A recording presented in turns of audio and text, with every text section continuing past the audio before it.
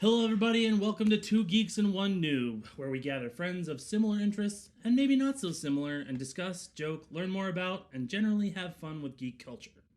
Today we have our very first guest star. Welcome to the show, our DM extraordinaire, Blake. Hello. What's going on, Blake?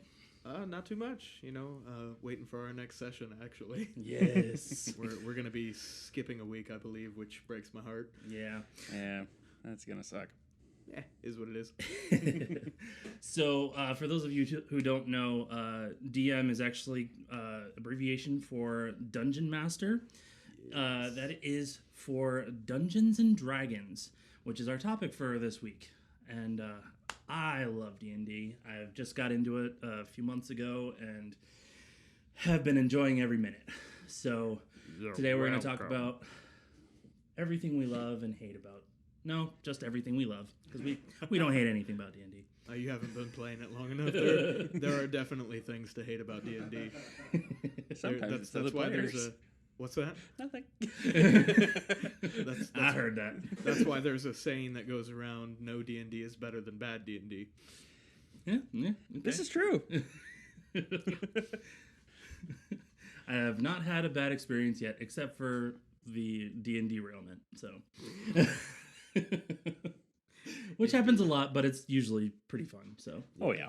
I mean, anytime you get a group of good friends together and you start trying to focus on one topic, your conversation and brains go everywhere. oh yeah, Kind of like us preparing for this recording session. yeah. We had about half an hour of just talking about nothing. I mean, goofing off. It's always fun. Wait, you mean we were quoting an episode of Seinfeld? Yeah, pretty much. I've actually never seen an episode of Seinfeld. Lucky you. Yeah, so I've been told. Yeah, it's a show about nothing. So, So I've been told. Right. So D&D. yeah, so D&D. So David and I and Blake all play D&D, but Caleb has not played very much D&D at all, if any. By not much, he means nothing. Like, I have not played it at all. It's not one that's ever really gotten my attention. Like, I've seen my old roommate play it pretty regularly back when we were in the rent house. So, like, I'm familiar with it. I've listened in on things here and there, but there's just never been enough to, like, get me to want to sit down and play. Yeah. Even if it's just a bunch of friends hanging out and Matt. Matt. Oh, poor Matt. No. No, I did that solely because he listens to this. We love you, Matt. Matt's gonna be sitting there listening to this, like, really? Screw you, Blake. I mean, he lives right next to me. He can tell me to my face. He definitely will. Oh, man. So I will have a question for both of you guys that do play. Actually, I do have a question. So, what is so far? And I'll ask David first because you've been playing about as much as I have. Yep. Or as long as I have, I should say. Only about 2-3 weeks longer than you have. Yeah. Ish. Roughly around the same amount of time. Yeah. I've tried a couple upstart campaigns and Okay. it kind of falls back into your original story of no D&D is better than bad D&D. Yeah. So my question to you is, what is your favorite part about it so far? It's getting to sit around the table with a bunch of friends, honestly. Yeah. Well, like, I mean, about the gameplay itself, though. Like, what would about the gameplay itself would you say is your favorite part about it? The fact that there really aren't many visual aids, it's funny because you're all sitting around hearing the exact same thing and the exact same movements, and yet each person there has their own image of what's going on. Yeah. And to hear someone from your own table retell a story from the campaign, it's like, that's not what... Oh, yeah, I guess I could see that. Yeah. And it's kind of fun just to hear how their mind works. Mm-hmm. Oh, yeah. That's definitely a really cool part about it. I love how each person has their own perspective on what they see in the game. In that same vein, it's also really fun when several people who were there, one of them starts telling the story, and then they all jump in and they're telling it the exact same way. And me as the dungeon master, that to me is like really great because I get to look at that and go, oh, I did my job really well because they all had this very vivid image of what happened and they all remember it exactly the same way. And I'm like, yes. I could definitely see that as a dungeon master being like, I have done my job, to the best of my ability, and it worked. But I think the most rewarding thing is when something happens at the table and everybody's just like so excited and it's been building up to this thing, and then like it happened with that. Currently, I'm running Icewind Dale, the Rime of the Frost Maiden, for these guys, not Caleb. Shame on you, Caleb. And they did the intro quest, a little bit later than normal, and they were hunting down this murderer, and when they finally actually killed him, because he regenerates and stuff, and they actually killed him, like the entire table just burst into these like cheers and high fives, and I just kind of got to sit back and like, whew, nobody died and they all had fun, like good session. Yes, I remember that very clearly. It was my first kill, and it was glorious. Come to think of it, I think it was one of the last sessions we had where we played more than 2 hours in our 5-hour session. Oh yeah. Probably that one went very, very late too. Oh yeah, it was so great though. Yep. So Blake, what was your favorite part of D&D gaming? So are we talking specifically about the campaign that we're currently running, or not like necessarily? As a whole? Well, like you could go from the perspective of a DM and or the player, or because or the player. I've done a significant amount of both. I've DM'd more than I've been a player, so I think that there's like a special like place in my heart for when I actually get to be a player, but I do prefer to DM. I think that my favorite thing that I've come across was as a DM or as a DM. Okay. As a DM was just I ran this homebrew campaign for like 4 years, and watching these characters go from this very like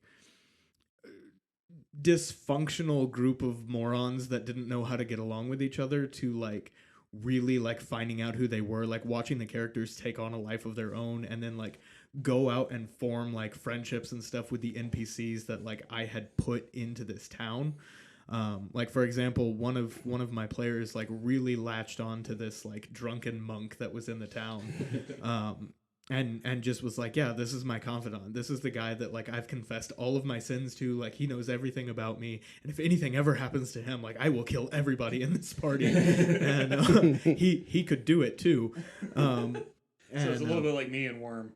Yeah, kind of like you and Worm, which is my favorite character I've ever made, both as an NPC that's just a random salesman or as like a character that I've gotten to play as.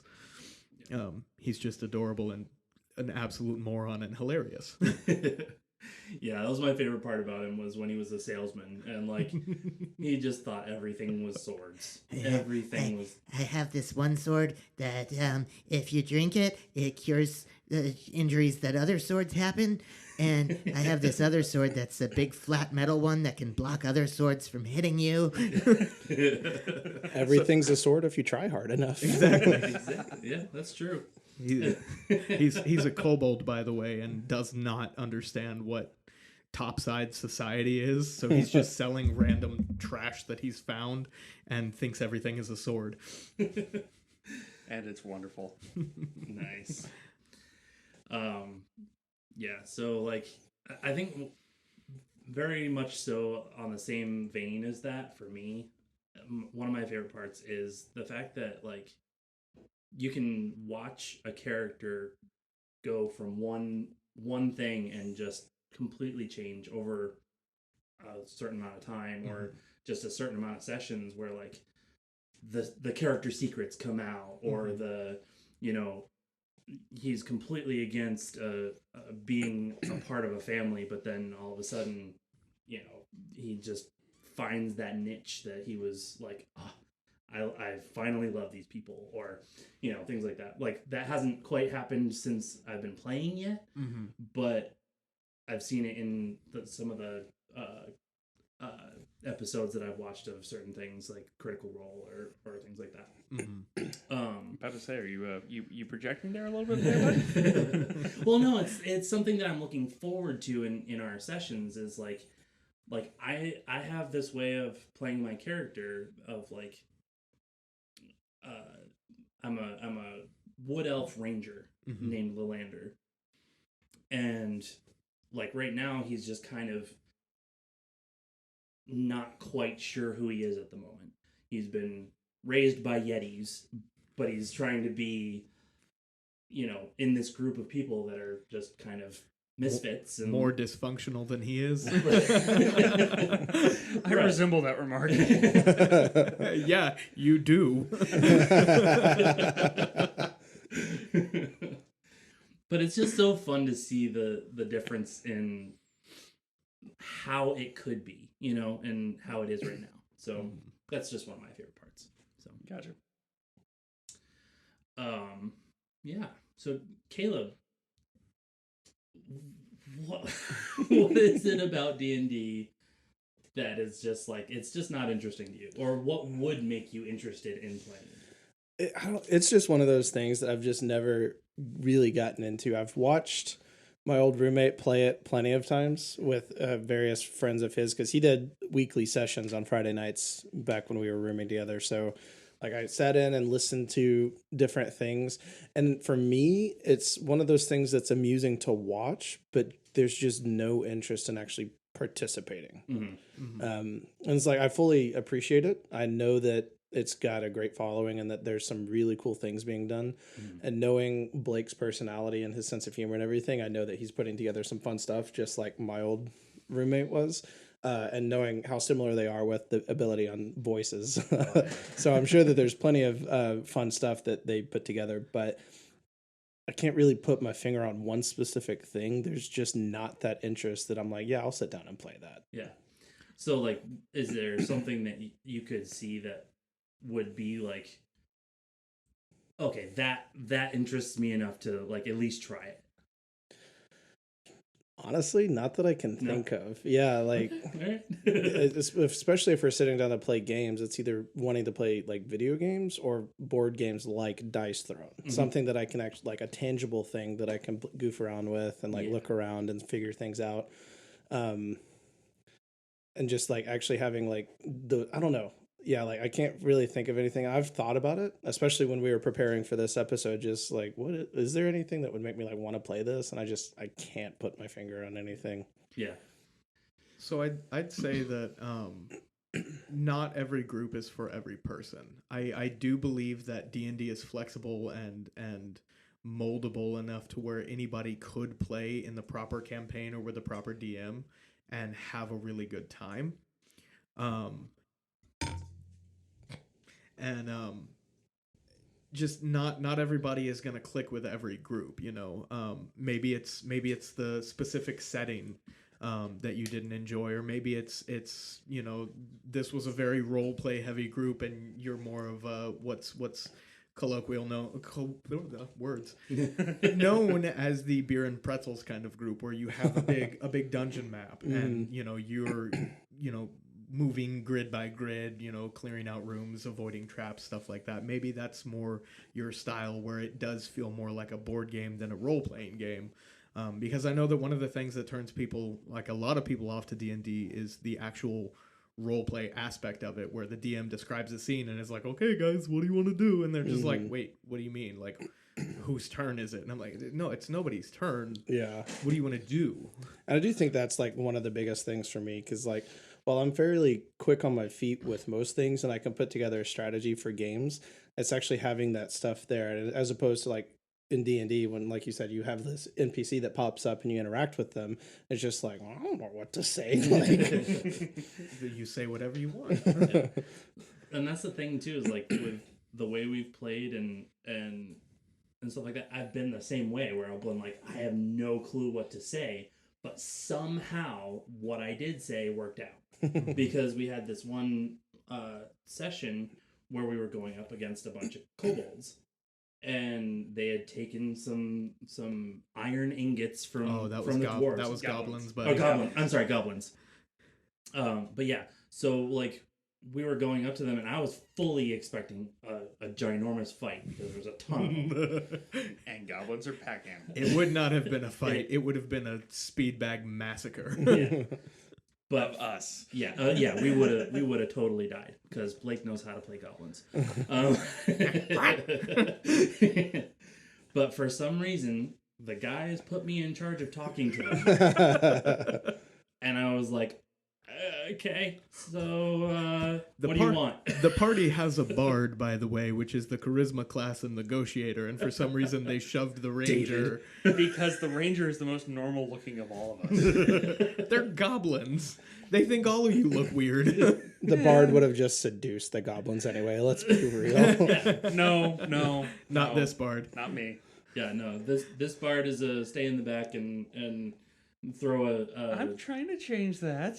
Well, right now, what you're doing is you stay in the back and you throw psychic things at people. Yeah. And that's totally fine. If you want to play it that way, that's how you play the game. Because honestly, right now awesome. I'm playing more of the race rather than the class. Yeah, Right. There's no wrong way to play D&D.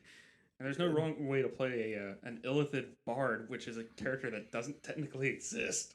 Yeah, I mean, I do definitely allow a lot more homebrew than some DMs will allow, because like you were wanting to join into one of the other campaigns that a friend of mine is running, and he pitched this character idea. He was like, yeah, I want to play a Mind Flayer bard, and he was like, no. He's like, what do you mean? He's like, Mind Flayer, no, not allowed. And I was like, yeah, buddy, he's a little bit more restrictive with races than I am. Like, you can play what's in the player's handbook. And he was like, oh, well, I don't have another character. I was like, Don't need to fix that. Whereas for me, I've made two characters for I've made one character for this campaign, another character for another campaign, and for the last couple weeks I've been making character after character after character after character. Trying to make as much different kind of characters as I possibly can. Once you get started making goofy characters, it becomes a little addictive. And like, if I were to show you my list of the amount of just characters that I have, some of which that I use for, just random NPCs that like I don't even use their stat block, I just use their personality. Mm-hmm. And then some of which that I've actually gotten to use in one shots, and people are like, where did you come up with that? And I'm like, I don't know, I have a weird brain and a lot of free time. Yeah, it's awesome though. I mean, like with the little amount of D&D exposure I have, and one of them is Critical Role and Matt Mercer. Mm-hmm. I mean, he's a phenomenal DM. That's a big one. I mean, he comes up with so much, but like coming back and playing D&D with you, Blake, is just like, this is still awesome. Like, I love playing this because you have such a creative mind, and like you make it fun for us to explore this world. Thank you. I'm definitely no Matt Mercer, but I definitely appreciate the praise. Throwing up heart bubbles. But yeah, no, it's so fun for me because of, I mean, I've always had this theatrical mind, and I never got a chance to hone it. Mm-hmm. I used to love being in church plays and stuff like that. And yes. But now I get to be in a play every Friday night. Yeah. Or whenever we. Well, you get to every Friday because you joined the other campaign, right? That my sister is actually running. Yeah. And you actually get to sit down with me as another player at the table, and which is fun too because I get to watch you be a DM player almost, because you explain your the way you play almost like a DM would, but as a player. And you definitely get to watch me hide my oh crap faces when we come across, because I've read the entire monster manual and Morden Canaans and Volos, and then I've read all of the extra Kobold Press supplements that have all these crazy monsters in it. So my sister, she uses all of my books. And so we'll come across something and she'll be describing what it looks like, and my face just goes to this like absolute object horror at what we're about to have to do, and everybody's like, "We got this," and I'm just like, "Yeah." And she's like, "Do you know what this is?" And I'm like, "Yes, I know what this is." And she's like, "Are you gonna meta knowledge this?" No, I'm not. My character does not know what this is. I know it's immune to necrotic damage, but I got a lot of spells that do necrotic damage, and they're kind of his go-tos, so this is gonna be a rough one, guys. Of course, I don't say that in game. I wait until afterwards, and I'm like, "Yeah, I was useless." No, you had really high damage output. My numbers were big, but its immunity negates all of it. Yeah, it's too bad we don't have a monk in our party that is able to extract aspects. Funny you say that. I was debating my next character was going to be a monk. Nice. I've been teetering on making a monk, but if you make one, go for it, because I want a monk in the party. His name will just be E. His name will just be E. Monk E. Yep. Not Gyatso. Oh. See, that's what I thought too. Oh man.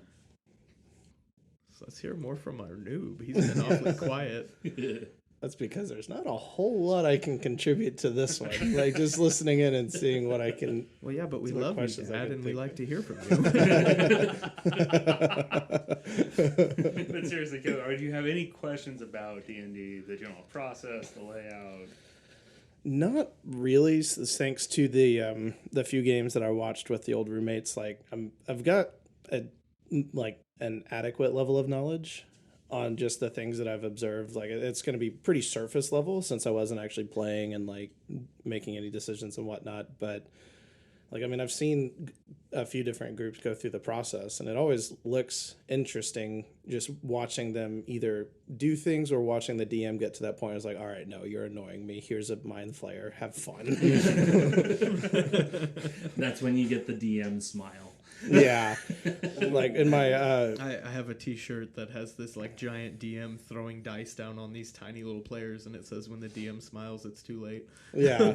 Like my old roommate, he had in one of the sessions he did, there was this guy that was particularly difficult to deal with because he just got on these like tangents and got this thought process where it's like once he thought about wanting to do something, it was going to happen, and if he screwed over the rest of the group, so be it, but he wasn't going to steer away from what he was wanting to do.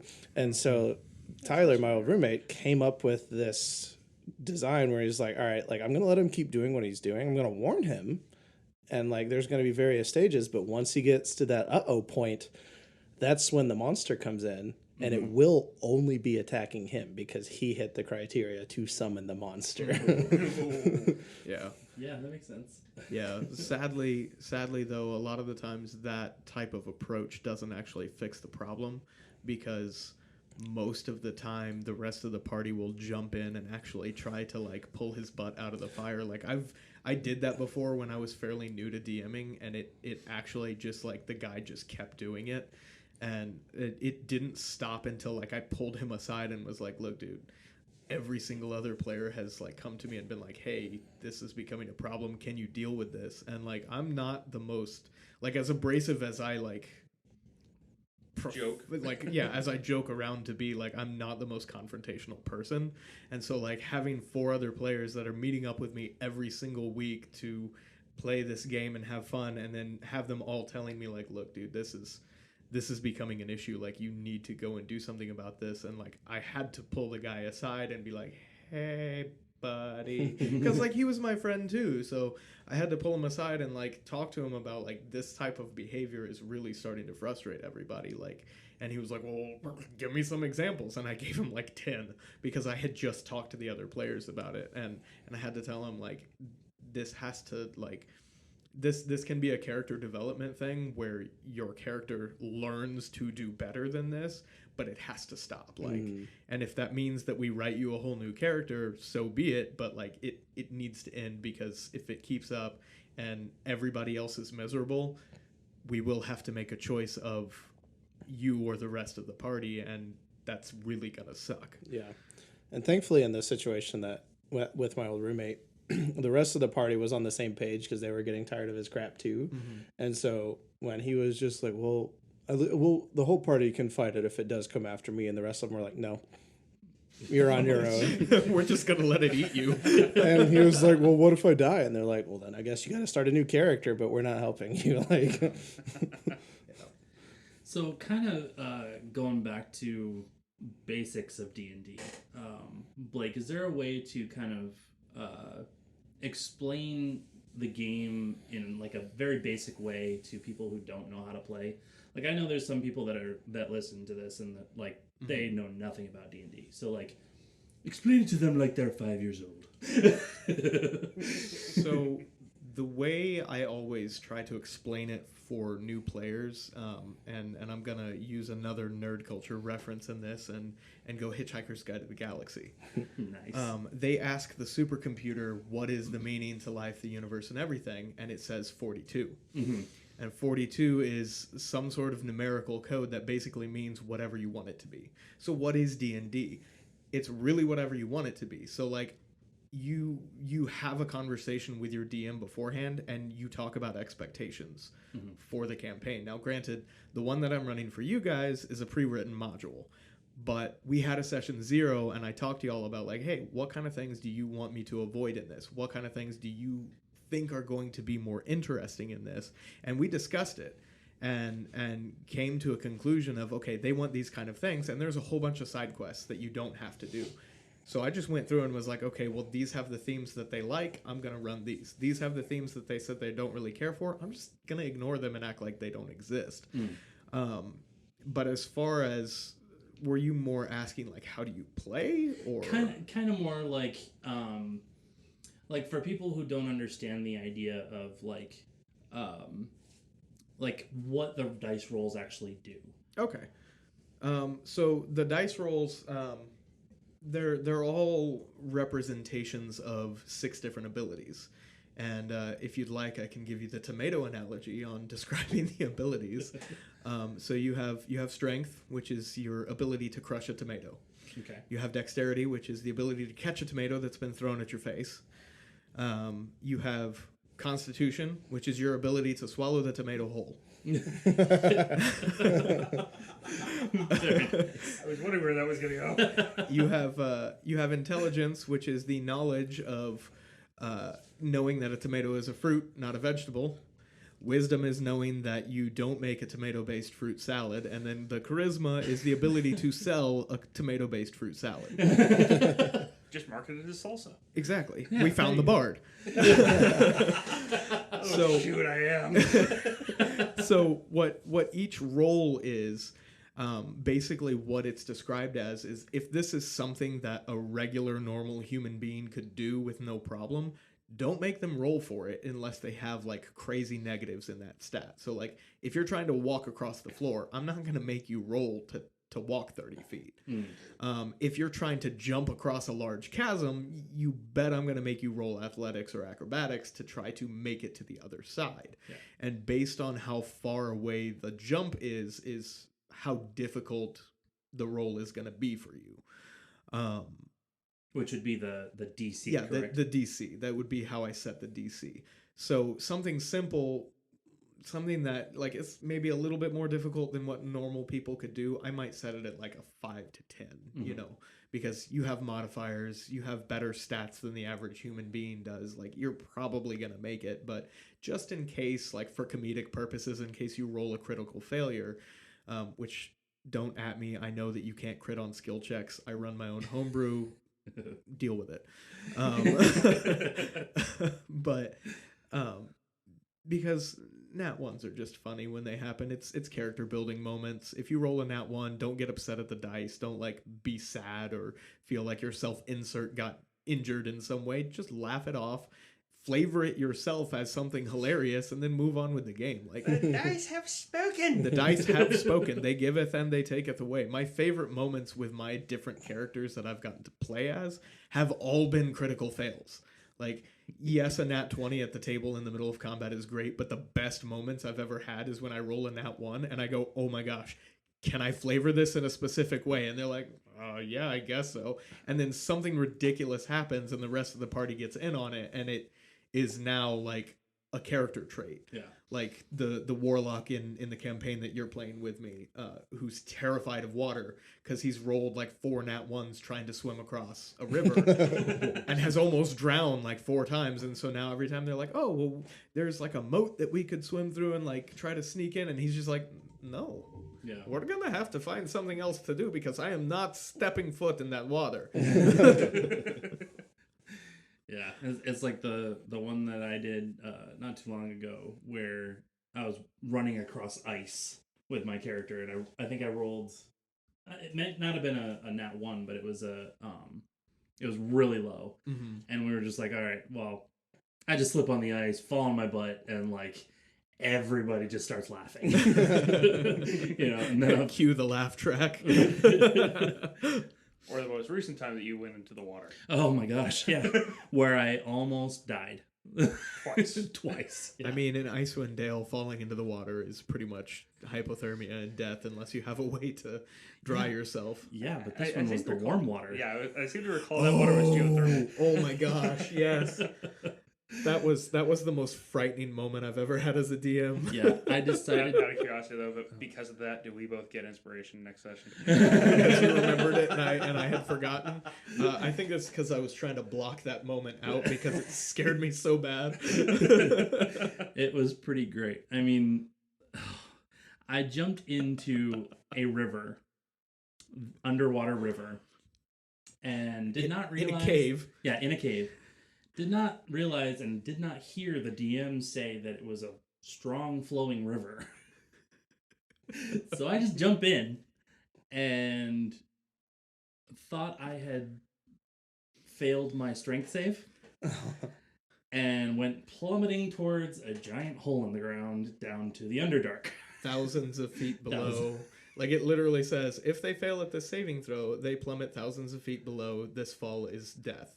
Yeah. And I was like, oh, great.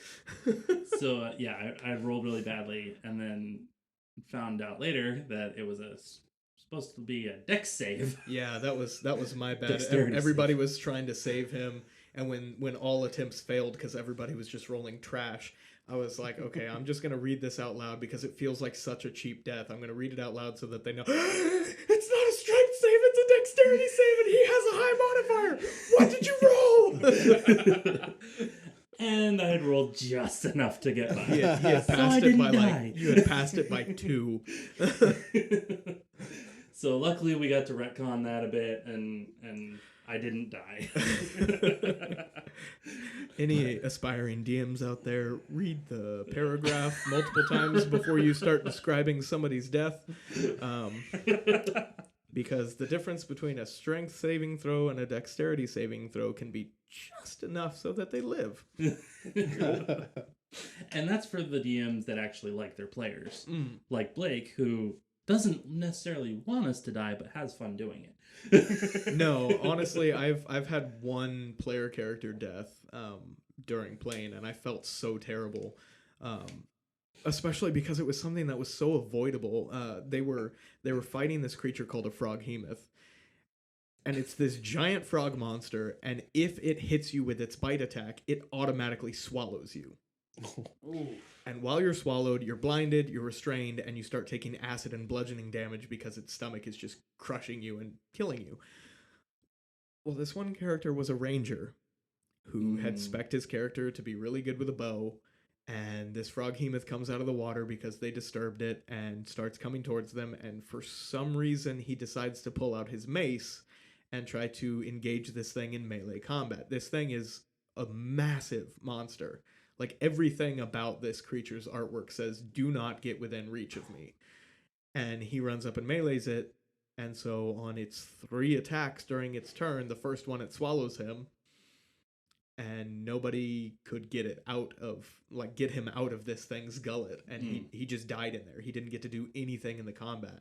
And I felt so terrible, especially because he was pretty attached to his character. So he just like stood up at the table and just like ripped his character sheet up and threw it up in the air. And I was like, I'm so sorry, dude.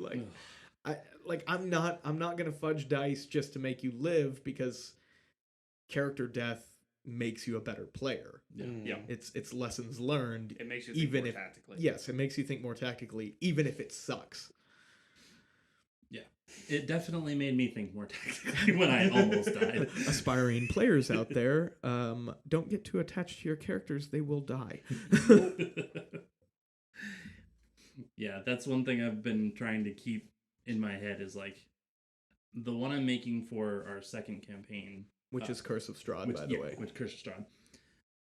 I'm getting it. I'm getting attached to it just because of the backstory I'm making with my wife, who is also in the campaign. So like it's a really fun backstory that we're making together, and so I'm like, oh, if this one dies, I'm gonna be sad, but I'm gonna understand it. Especially because of the roles, like Oh the my life gosh. you've been having with your roles. This character is a rogue and can't hide for you know what. But yeah, which is its highest stat. But so yeah. So I actually was wondering what's y'all's least favorite part of D&D that you've experienced so far, because me as a DM, I like to hear the praise because it puffs up my ego, and that's how we live. We just survive off of ego stroking. But for me to be better as a DM, I need to know what kinds of things you guys have encountered that you didn't like, so that I can maybe try to avoid those types of things in the future. From our current campaign, I can't think of anything really. And even the last DM I was under, even then it was just I was there as a one shot. I was playing an NPC. As weird as that sounds, it probably makes perfect sense to you.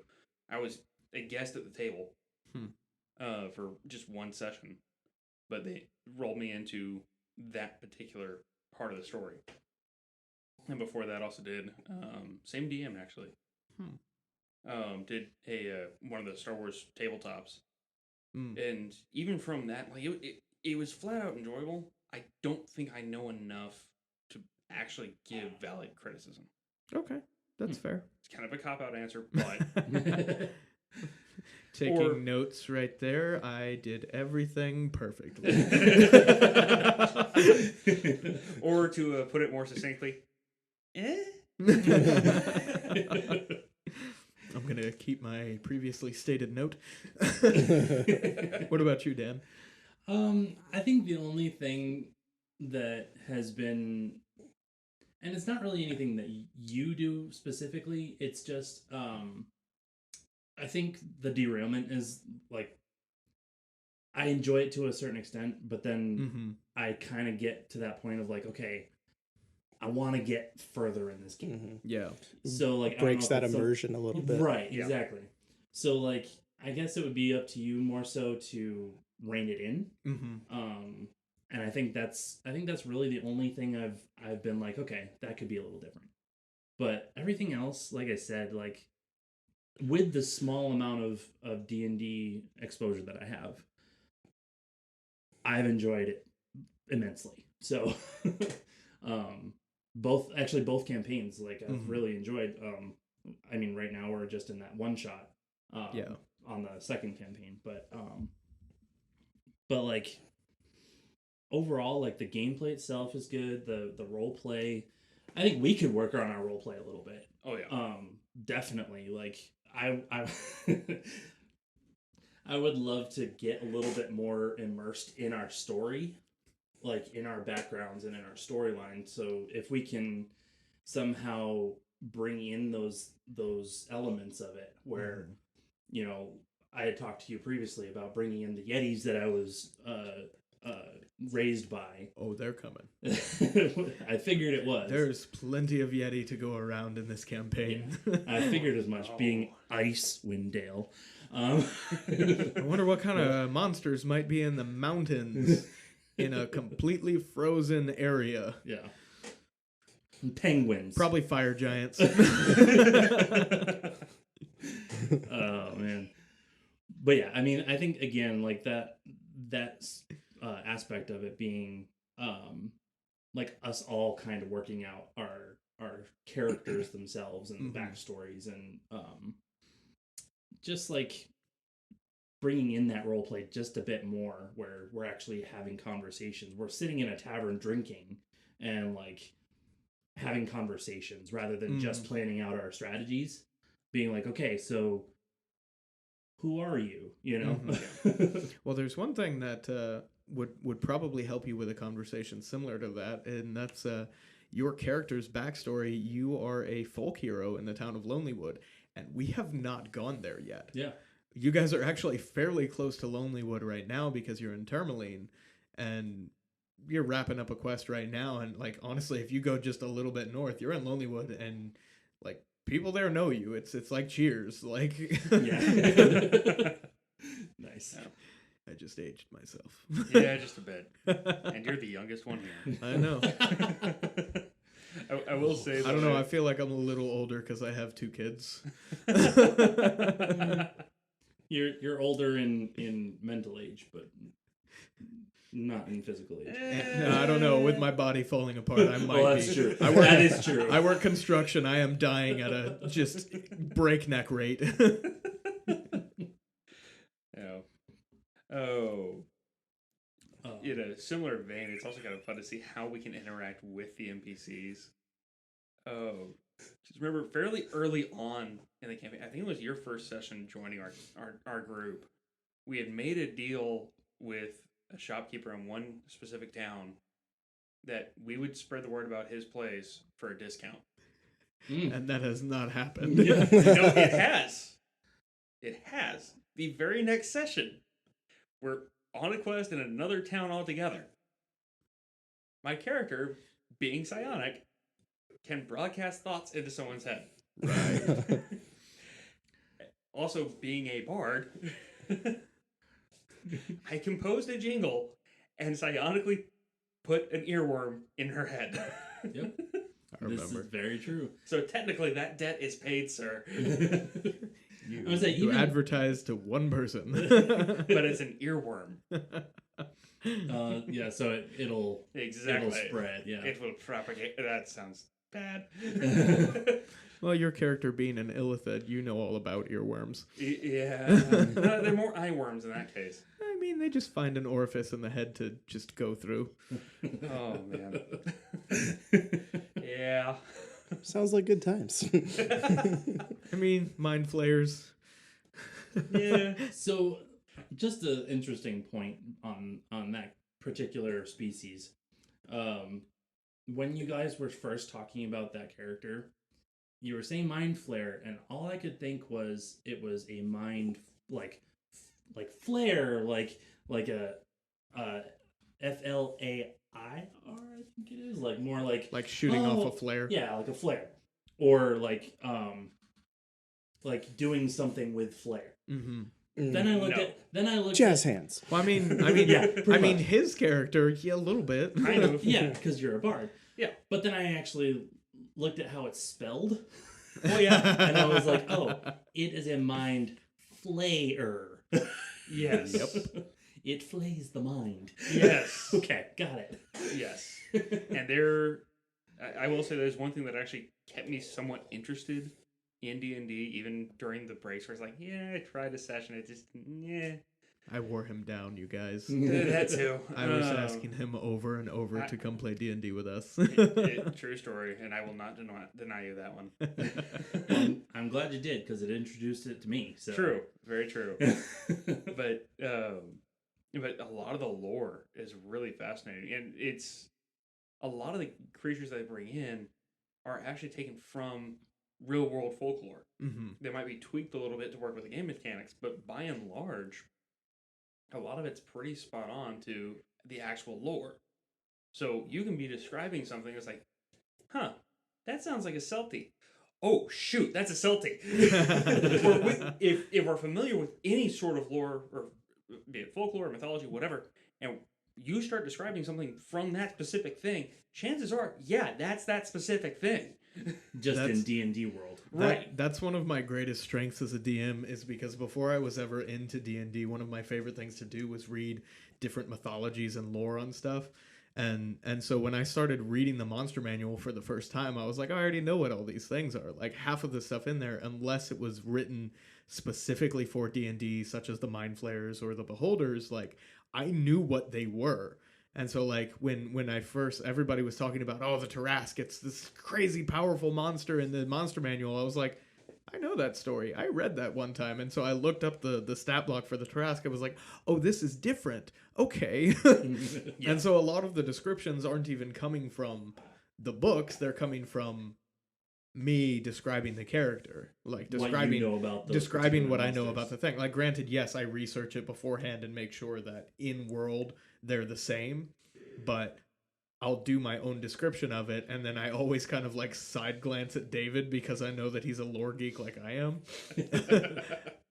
And he's like, he always gets this look where his eyes just get real wide, one eyebrow fish hooks upwards, and his like mouth just drops down, and I'm just like, yeah, he knows what that is.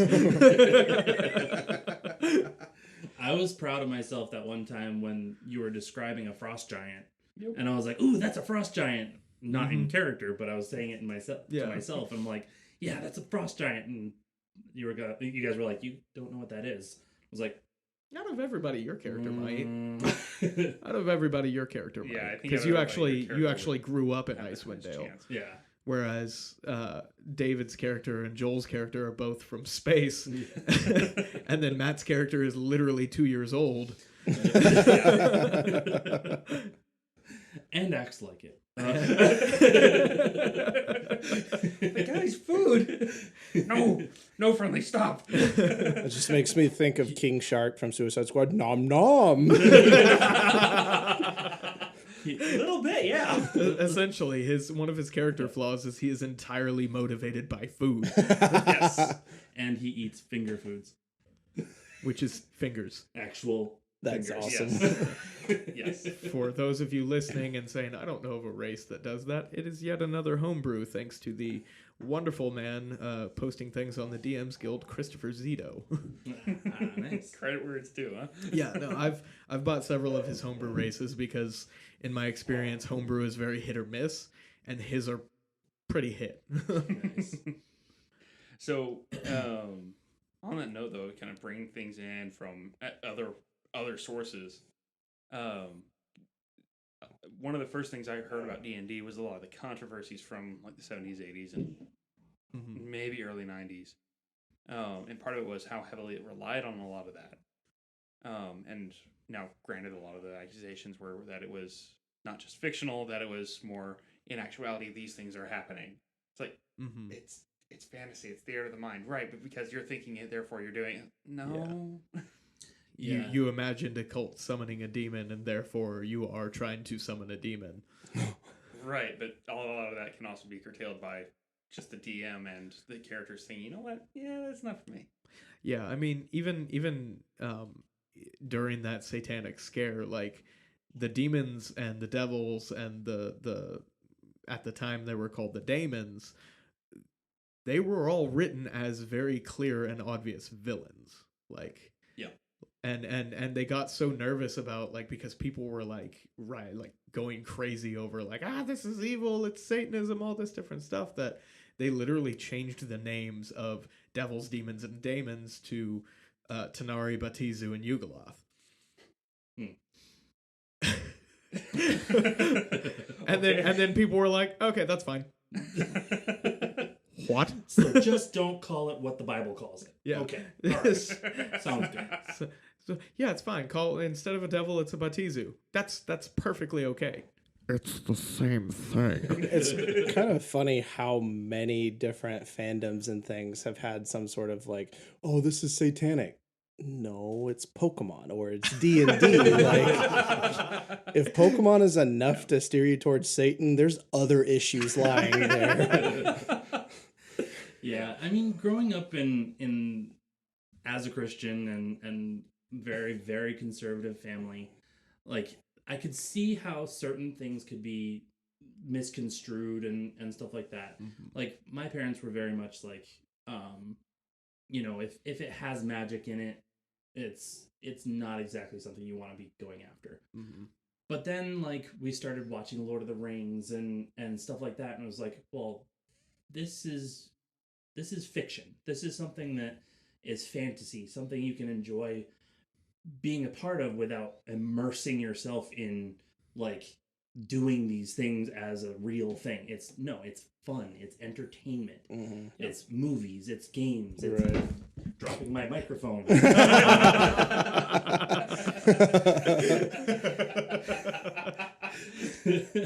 Lovely. Good save. But like, Mike just pulled a trust fall there. catch me. It's the pie from the ASDF movie. No, it was a cake. Right. The pie was the pie flavored. Yes. And the snozzberries taste like snozzberries. Beat by my sheep. But yeah, anyway, it's like there's so much, like there is a line that you can cross, definitely. Oh, absolutely. Like if you are playing D&D and like thinking it's real, then yeah, there's a problem there. Yeah. But if you're playing D&D solely and guarding your heart as a Christian of like, no, this is an entertainment. This is something that I play with my friends and just keep that separated, then yeah, it's totally fine. But it's kind of funny too, the whole thought process behind it, because it's like, as kids, we were always told it's like, we need to get out more, we need to read books, we need to do this or that, use our imagination. And then when you start using your imagination, like, you're of Satan. I'm doing what you told me to do. You're reading a book and using your imagination at the same time and socializing, and that's the devil. Yeah. As an introvert, yes. Yeah.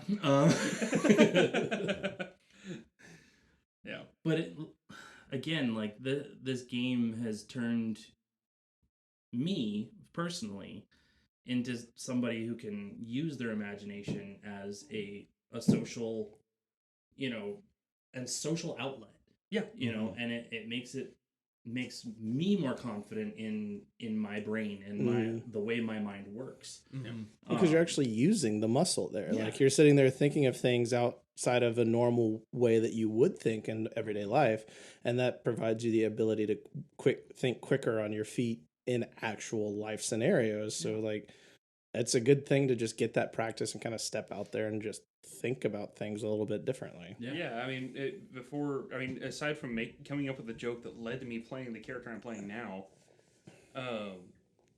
working a very analytical job, my creativity was horrible. With a one-liner every here and there, but as far as coming up with something somewhat new or a fresh spin on something, that was shot. So, very much what you were saying, your imagination, your creativity, it's a muscle. You have to work it. And this is the perfect excuse. It's going to a gym. Yeah. It's a mind gym. Yeah. Well, it's been a very good exercise for me. Like the same thing is I have a fairly decently creative mind, but before this I've never been able to put those ideas and stuff into actual sentence that I can describe and then and tell somebody else about. So I'll have this great idea and I'm like, bro, just such wow, mini amaze, is wonderful, I assure you. And then getting into D&D and no, I actually have to sit down and figure out how I'm going to describe what you're seeing, because without the DM, all of the players are blind.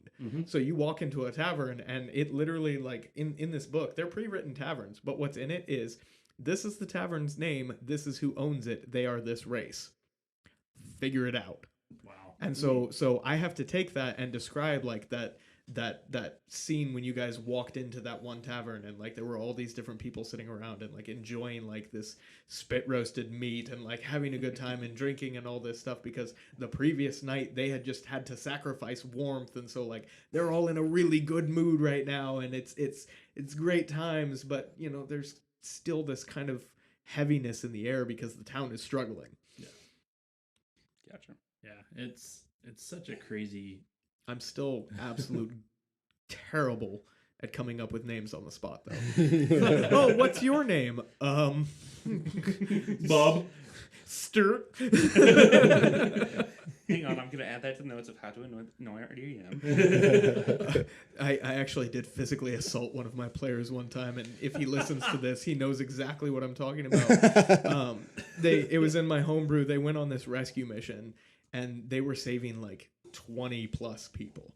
And because they were always asking me like, oh, what's his name? And I was always just struggling so much with it. I wrote down a name for all of them. They had a relationship with different people back in the town. Like they had these like intricate backstories that were supposed to like help them care about these people and like actually get them back safe and feel for them. And they just went and like they saved them all. And we're just walking back, and it's like, oh yeah, whatever. And then they start getting chased by these things that were too powerful for them. So like 2 of the town heroes had been sent to like go and help them because they heard like this ragtag group of adventurers just ran after them unprepared. And so like they get there, and one of them is riding on the back of a velociraptor. My mistake. Because they've not asked a single name of these 20 plus people or the name of these 2 heroes that just showed up to like run interference for the people that were chasing them down, right? And like all this crazy stuff is happening, and he's like looking at the velociraptor, goes, oh cool, like talking to the lady that was riding it, and oh that's cool, what's the velociraptor's name? And I literally stood up and just smacked him in the back of the head way harder than I meant to, and he kind of grabbed his head and looks at me and goes, man, there was some heat behind that one. And I was like, yeah, I feel a little bit bad, but how dare you? It's came up with all these names, these backstories, and you asked me the one I didn't come up with. I feel like in that moment he knew what he did, and it was just like... No, because he told me later, he was like, I had no idea you had like mentioned that you came up with all these names and like intricate things, and I figured like, oh, he definitely came up with something for the velociraptor. Like, what's the velociraptor's name? And it was the one thing that I hadn't, like, I put him in there because it was a mount for this character. His name is Boopy. I would have just said something random like, Chorizo, shut up, let's go. Well, and it just goes to show that you can plan every single detail, or think that you planned every single detail, and then it will not survive first contact with the players. Like, as soon as they get to your plan, it all goes to hell. Like, I've seen Matt Mercer rip some pages before. So I've actually not watched Critical Role. I listened to the Unexpectables, and you definitely hear she's like, well, I guess I'm just going to throw that entire notebook in the trash. And I just started laughing because I've done that before. It's just like, oh, well, there goes that encounter.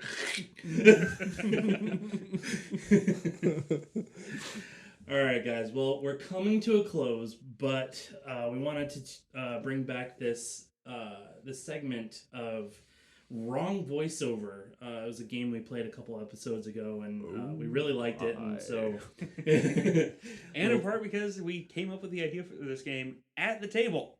Yes, at the table, playing D&D. We're like, okay, let's do this voice and weird line. It's like, okay, this would be a good, fun game. All right? This could be a fun game. So we're gonna jump back into this game, and who would like to go first?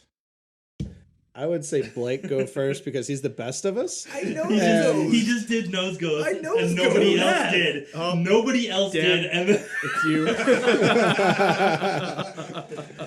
All right. You see, I figured we could go with... My thought process was we start with Blake because it's all downhill from there. Come on, I did pretty good last time. That's why I'm saying downhill. It's not just a sudden drop. That Smeagol last time was pretty stinky. Oh, yeah, I have to admit. All right, so here is the first one. Oh boy. Good reaction. So the voice that I'm doing is Shrek. Oh. And the line... That's not too far off from Logan's voice. No, my second character is Scottish, so... Here's a bit of a Scotsman. Oh boy. No kilt though, David. Sorry. Okay. So the movie line is from Princess Bride. And it's actually from the main character. It's Wesley. So, all right. So I'm gonna actually replace one word just because it's more fun. Life is pain, donkey. Anyone who says differently is selling something. Fair enough. Well done. Well done. All right, To the guest. We'll go clockwise. Okay. So Blake is up next. He's picking out his voice. And you guys talked me up so much, and this is one voice that I literally, I had a conversation about this last time. You can't do it because your wife doesn't like it? Or? No. Because Chadwick got this one last time, and I had a conversation with him about it where I was like, "Oh yeah, dude, that's not one that I can do, even kind of." Well, that's the whole fun of this game is. So I got a character from last time and a quote from last time. So I got Kermit the Frog. And of course it is a line from Forrest Gump. Okay, alright. Just think guttural. It's not guttural, it's in the back of the throat. Yeah.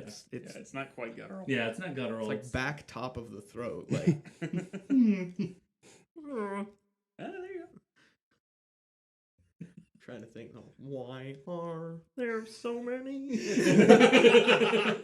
Well, Mama always said life was like a box of chocolates.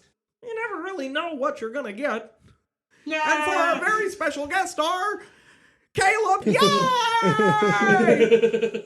So I got Bane for the character. There we go. Quack! Burying the lead much? Huh? Burying the lead much? All right, so I got Bane as the voice in a Star Wars quote. I believe in you, Caleb. Yes, never tell me the odds. Nice. Very nice. I believe in you, Dad. Good son. Oh boy. I'm grabbing this one because I didn't see any of the text of it. Alright, so voice. It's Krillin. I'm going to assume DBZA. Always. I feel like I got the same quote last time.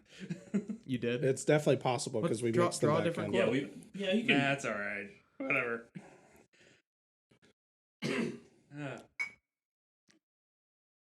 And again, It's all the way up here. Yep. Yeah, so wait, It's all who the was way it? up here. Huh? It's Krillin. Oh, yeah. Quack! Yeah, Yep. it's all the way up here, David. Alright, I'm gonna substitute word on this one. Remember, Gohan? Ah, yeah, it's awful. It's tough, right? That's like when I had that one, I just slipped into Mickey without even thinking about it. And once I started, I was like, I don't know how to fix this. We're here. We're doing this live. Like, All right, we're trying this again. Remember, Gohan, with great power comes great responsibility, and I'm just gonna run away while you try to dodge.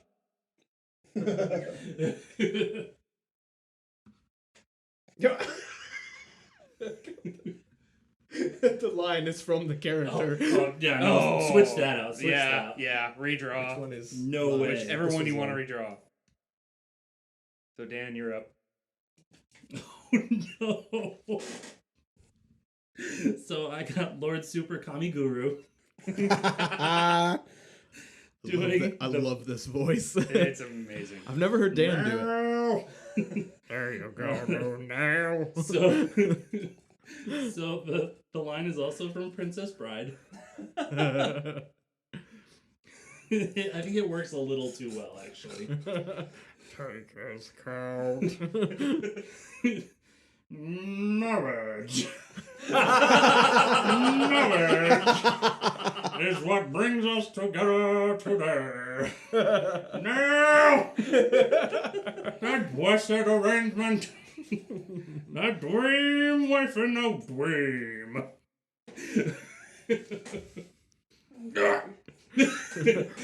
be a real dick move if I died right now. So now, of course, that I've talked up Dan's Smeagol voice, that is who I drew. So now I have to compete with Dan. Oh boy. And I have a Lion King quote here. So just give me a moment. gotta get in there. I've not done a Smeagol in a while.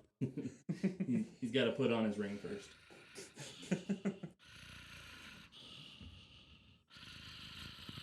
You see, the past can hurt. But the way we sees it, you can either run from it, or you can learn from it.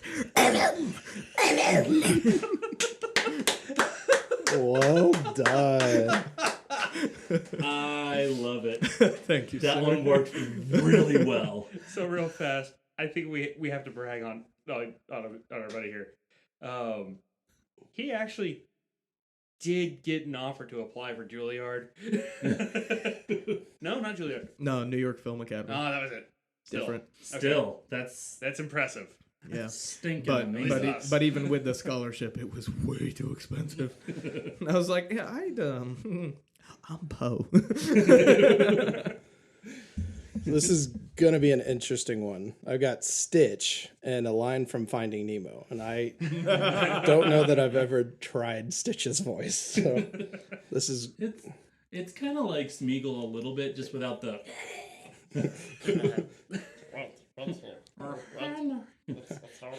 Ohana means family. There you go. I shall call him Squishy, and he shall be mine, and I shall be my Squishy. The line works a little too well with the character. it does. It really does. It's kind of terrifying, really. Now you just wonder if it's one of the fat people that Lilo took pictures of.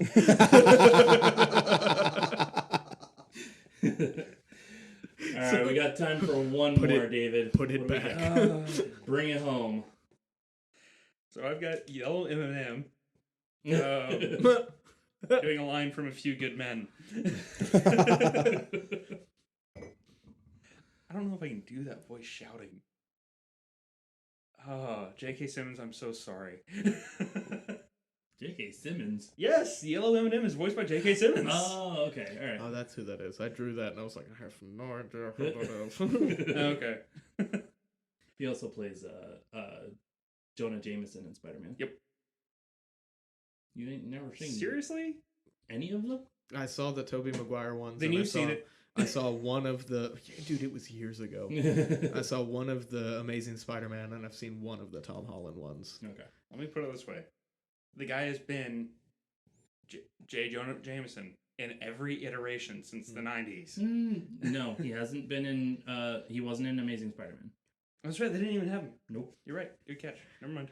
And now, just for people, before you yell at me, that's not for lack of desire. I do love Spider-Man and Marvel as a whole. Yes, David, I know you think I'm a heretic for that, but it's because I have a 3-year-old and it's hard to see movies. Fair. Got it. Yep. All right. You can't handle. Oh God, that was. Oh, No, you got it. Come on. Oh, that was King of the Hill. When you start to use that voice, it's kind of like that Boy, moment tell when you you're what. bowling, and as soon as you let go of the ball, you're like, nope, that's not going on. Butterball. You just got to go for it and commit to it. Just Yeah, Oh. just commit, dive in, and if it doesn't go how you want it, Even we if still it love is you. Hank Hill, boy, I tell you what. God, Bobby.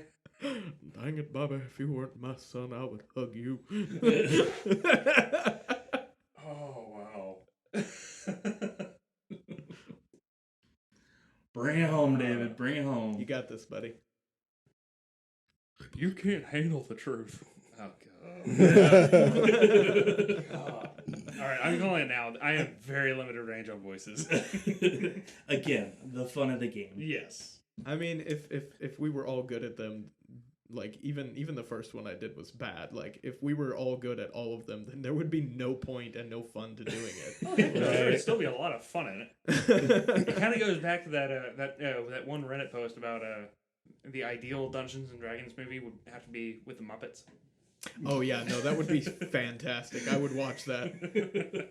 For the D&D movie that they are making, I still love the joke that they're saying that they need to get somebody like playing a character, and that character needs to die like very early on and then be there in the next scene as a completely different character. They should do that and have Sean Bean just die in every single different characters. Since he's died so many times, just lean into it and have some fun with it, right? would be great. I'm down. Oh man. Unfortunately, I don't mean, think he's been cast in it. He's been killed off in so many movies. Just let him have fun and like die 12 times in one movie. and get to play all very drastically different Yeah. characters. Yeah, And then the one that survives is literally just the person that wrote Junior on their fighter's character sheet and is there to avenge their father. That would be so funny. I'm down. Wizards of All the right, Coast, Hollywood. get on it. I'm still in love with the whole Muppets idea where it's Miss Piggy playing a barbarian, which ends up being The Rock, voiced by Miss Piggy. That'd be so funny. That's And on then the he similar. just gets the The eyebrow eyebrow. raise. That's on that level of Brad Pitt playing the Invisible Man in Deadpool 2, just for 3 seconds of screen time. Like, Yup. That's beautiful. All right, guys. Well, that's time to wrap it all up here.